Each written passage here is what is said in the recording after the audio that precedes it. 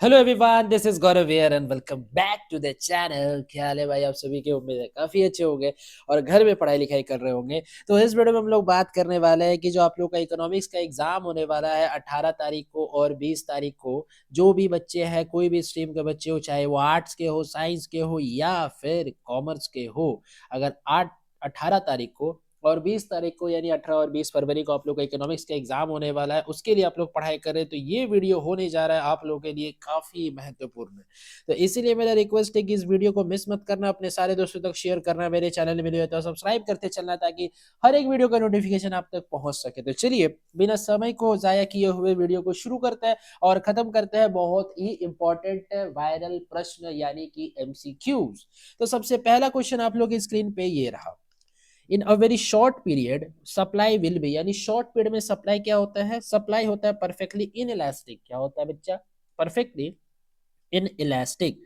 चलो एक बात बताओ, in a perfect competition firm, अगर वो परफेक्ट कंपटीशन है तो क्या होगा? Both sorry determine price, obtain price both A and B and none of this. तो ऑप्शन नंबर हो जाएगा B, obtain price. Perfect competition में क्या होता है? ऑब्टेन प्राइस, यानी firm is a price taker not a price maker. Done. तो चलो थर्ड नंबर सवाल है, the price of goods in a perfect competition is determined by. जो परफेक्ट कंपटीशन में प्राइस डिटरमाइन किया जाता है वो कैसे डिटरमाइन किया जाता है? वो सिर्फ डिमांड और सप्लाई से। देखो ऐसे कर्व बनता है ना, ऐसे करके, ठीक है। और ये बनता है डिमांड कर्व, ये बनता है सप्लाई कर्व, और यहाँ पे बनता है क्या? इक्विलिब्रियम। तो ये वाला ओ तो यहाँ पे हो जाएगा पी इक्विलिब्रियम प्राइस, और ये वाला क्यू इक्विलिब्रियम क्वांटिटी। तो डिमांड एंड सप्लाई से होता है सर। डन। तो हाँ, उसके बाद market price is associated with, market price किससे एसोसिएटेड होता है? मार्केट प्राइस जो एसोसिएटेड होता है वो होता है मेरा price of very short period. Option number A, ना ही नॉर्मल प्राइस, ना ही परमानेंट प्राइस, और ना ही ऑल ऑफ द अबव या ऑल ऑफ दिस। सवाल नंबर 4 का ऑप्शन नंबर ए टिक कीजिएगा तो काफी अच्छा होगा और आप लोग का नंबर भी मिलेगा। समझ रहे हो? हाँ। नहीं, तुम नहीं समझा। देखो यहाँ पे उसके बाद क्या है, which is the characteristics of the market. ठीक है, मार्केट के कैरेक्टरिस्टिक क्या होता है? One area, presence of both buyer and seller, single price of the commodity, all of the above. Sir all of the above 5 का D सही है market के बारे में सारा। और इन विच, नहीं नहीं और नहीं है, इसमें है एक सेकेंड, क्या है, in which market product differentiation is found, और in which of the following market differentiated goods are produced. Perfect competition, देखो प्योर कंपटीशन हो नहीं सकता, परफेक्ट कंपटीशन नहीं हो सकता, क्योंकि परफेक्ट कंपोजिनियस में जो प्रोडक्ट होता है वो सर कैसा होता है? वो होता है सर होमोजीनियस, यानी आइडेंटिकल, यानी समांतर, यानी समान मिलेगा। यानी मोनोपोली बचा और मोनोपोलिस्टिक बचा। सर पक्का मोनोपोलिस्टिक होगा, क्योंकि मोनोपोली भी नहीं हो सकता है, यानी मोनोपोलिस्टिक कंपटीशन सही उत्तर होगा आपका। चलिए 7वां number, which of the following is true in perfect competition market. अच्छा, इसका दो गो सवाल ऑप्शन छूट गया है। ठीक है, देखो ऑप्शन नंबर जो सी होगा वो होगा आप लोगों का क्या? A R equal to M R. ठीक है, एक सेकेंड, ठीक है, बड़ा मोटा लिखाता है वाह। देखो यहाँ पे ऐसे लिखे, देखो यहाँ पे ए आर जो है वो इक्वल है किसका? एम आर का। और जो डी है वो ऑप्शन होगा ऑल। ठीक है, तो 7 का जैसे ही डी लिखे सब बच्चे समझ यार बेटा हमको सिखा रहा है। तो ऑप्शन नंबर डी होगा, ठीक है, ऑल, क्योंकि firm is a price taker not price maker. ये भी सही है परफेक्ट कंपटीशन में, जैसे अभी मैंने बताया demand curve is perfectly elastic, यानी डिमांड कर्व परफेक्टली इलास्टिक बनता है। A R equal to M R होता है, और इसमें बस ऑल। ठीक है, यानी परफेक्टली इलास्टिक का कर्व ऐसे बनता है, और परफेक्टली इन इलास्टिक का जो कर्व होता है वो ऐसे बनता है, वर्टिकल। ठीक है, डन। तो इन इलास्टिक वाला ये इन इलास्टिक है, और ये वाला जो हॉरिजेंटल है वो इलास्टिक है। चलो नेक्स्ट सवाल में बढ़ता है, विच of the following is correct. कौन सा करेक्ट है? देखो labour demand comes from producer, या फिर labour demand come from producer. एक मिनट, इसमें कितना, अच्छा ठीक है, चलो चलो ठीक है, विच of the following is correct. हाँ, सबसे पहला जो आंसर है उसका हो जाएगा option number D, all of the above. Labour demand comes from producer, ये भी सही है। Demand of labour depends on its productivity, ये भी सही है। और marginal productivity of labour is its maximum wage, ये भी सही है। Rent is actual income minus transfer earning, जो रेंट है वो है यही actual income minus transfer earning. ठीक है, ये ऑप्शन सही हो गया। चलो नेक्स्ट सवाल क्या है, विच determine the equilibrium price. Equilibrium price कौन डिटरमाइन करता है? सर डिमांड और सप्लाई मिलकर के डिटरमाइन करता है, यानी बोथ ए एंड बी होत रही।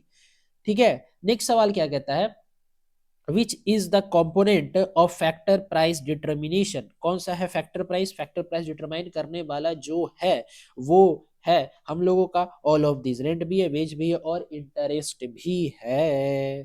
ठीक है। उसके बाद price of good is determined at a point where, price of goods कहाँ डिटरमाइन होता है? जहां डिमांड इक्वल टू सप्लाई होता है सर, ऑब्वियस सा बात है। ठीक है। उसके बाद supply creates is own demand, supply creates its own demand, ये किसने कहा था? ये जेबी से।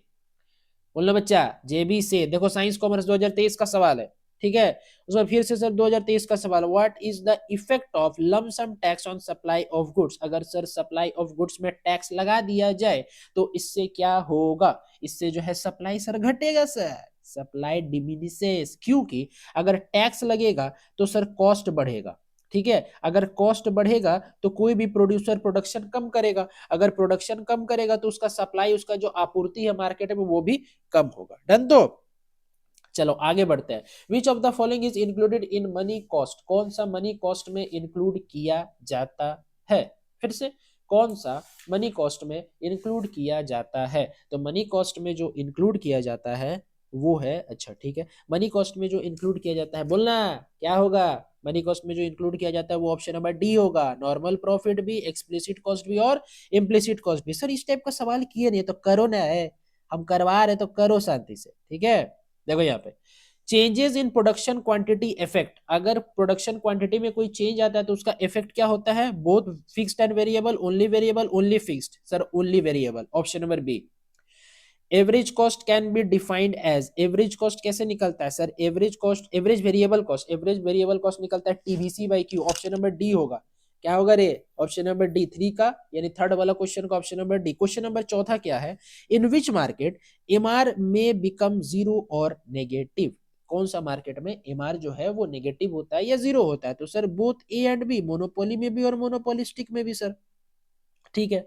इन a perfect competition market which of the following remains constant, perfect competition market में इनमें से कौन सा जो है वो कांस्टेंट होता है? ए आर, एम आर, या बोथ ए एंड बी, या फिर नन ऑफ दिस? तो बोथ ए एंड बी। काहे सर?